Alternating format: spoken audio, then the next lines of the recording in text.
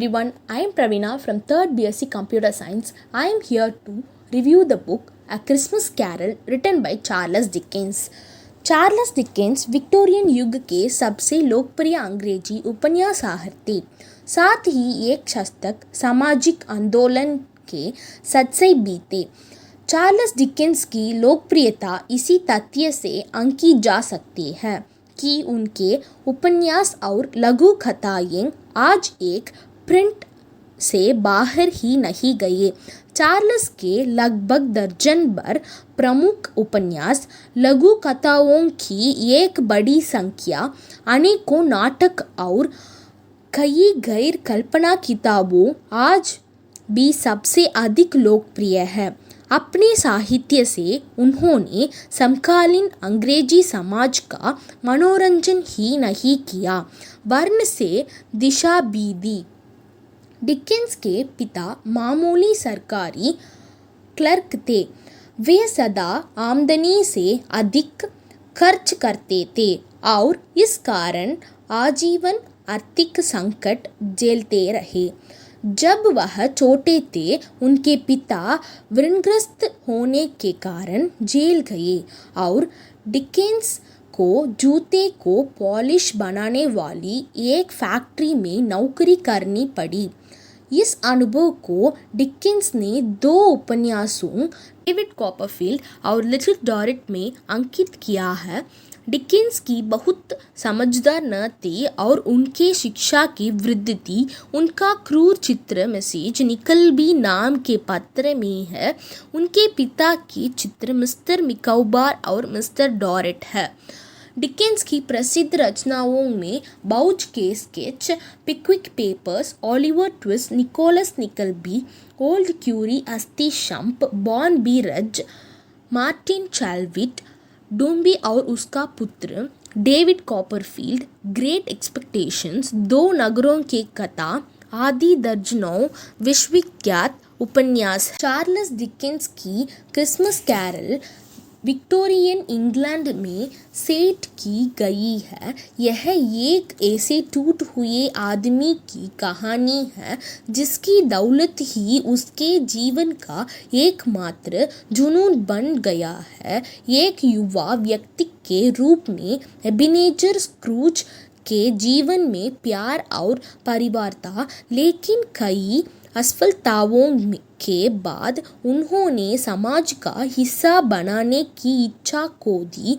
एक परिवार का हिस्सा और संक्षेप में एक देखभाल करने लावा इंसान। एक अकेला और ठंडा क्रिसमस ईव स्क्रूज बिस्तर पर जाता है और 4 भूतों द्वारा दौरा किया जाता है।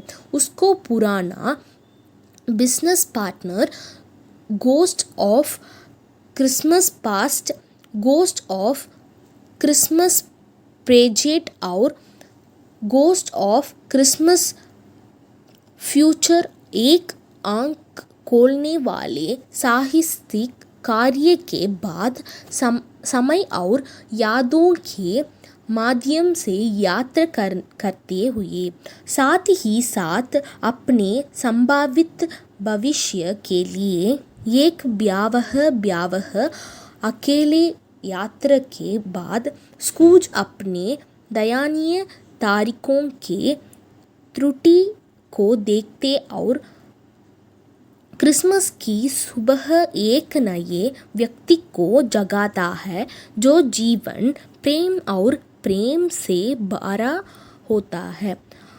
अपने धन और कंपनी को उन लोगों के साथ सजा करने के लिए उत्साह जिनको साथ वह अपने जीवन सजा करता है।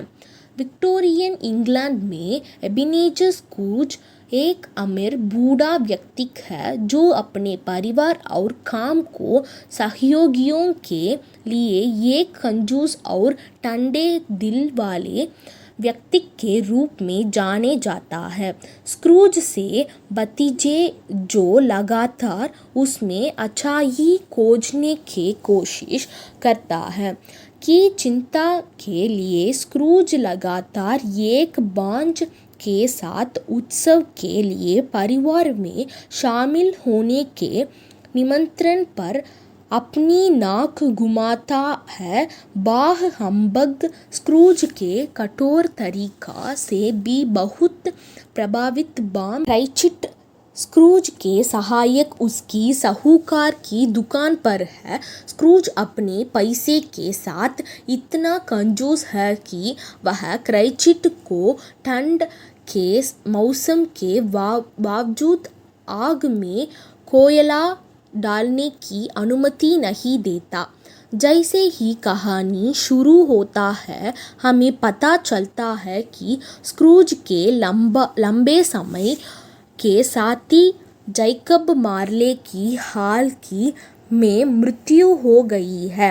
स्क्रूज की दयनीय तरीकों के संक्षिप्त परिचय के बाद हम देखते हैं कि स्क्रूज अपने घर जाता है और बिस्तर की तैयारी करता है। अपनी कुर्सी पर सोते समय स्क्रूज के मार्ले या अधिक सटीक उसके ब्रूत द्वारा जगाया जाता है।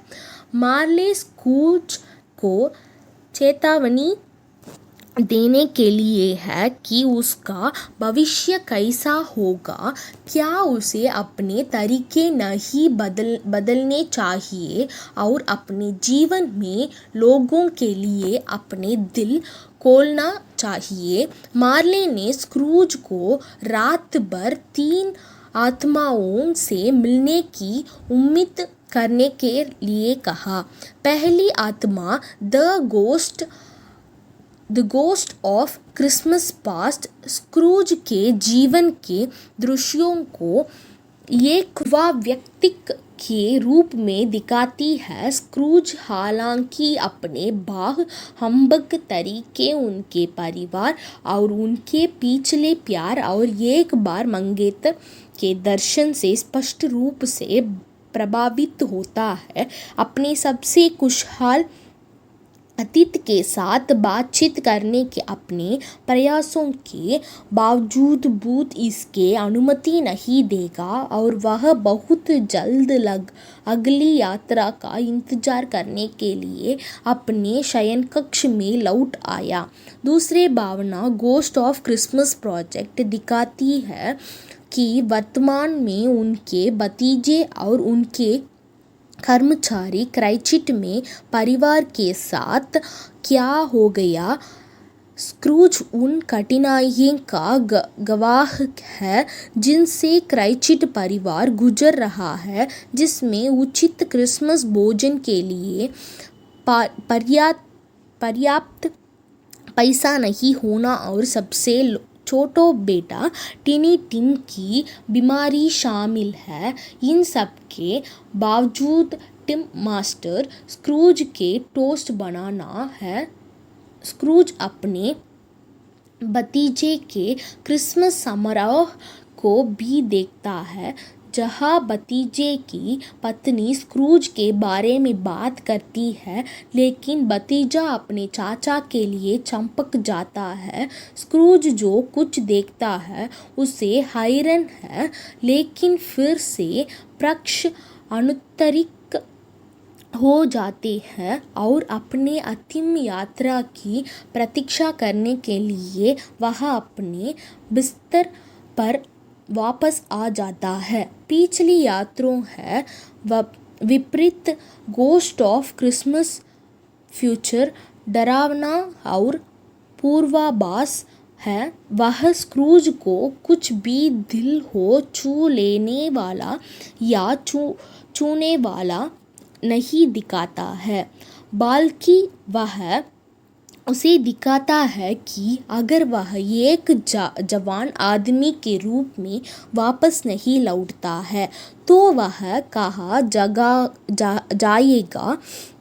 बोले बिना आत्मा वह बनाने में सक्षम है कि स्क्रूज एक अप्रसन्न दुखी व्यक्ति का मरने के लिए बाध्य है, जिसे एक भयानक इंसान के रूप में याद किया जाता है। यदि वह अपने वर्तमान पाठ्यक्रम पर जारी रहता है। स्क्रूज यह महसूस करने के लिए भयभीत है कि उसने अपने जीवन में प्यार और दोस्ती का आनंद खो दिया है।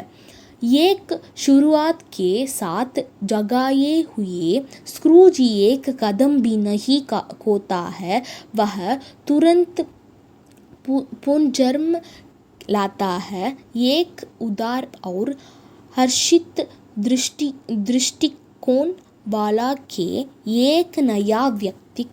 वह बॉम क्राइचिट परिवार के क्रिसमस डिनर के लिए दुकान में सबसे बड़ा टर्की खरीदने में संकोच नहीं करता, जिससे पूरे समूह को खुशी हुई। स्क्रूज भी अपने भतीजे को एक औचक भेंट देकर आश्चर्यचकित करता है, एक निमंत्रण जिसे उसने बार बार अस्वीकार किया है। कहानी किसी ऐसे व्यक्ति के लिए छुटकारे के भावना के साथ समाप्त होगा है, जिसने जीवन को काफ़ी खुशी है शुरू किया था, लेकिन समय और परिवार है माध्यम से स्क्रूज में बदल गया।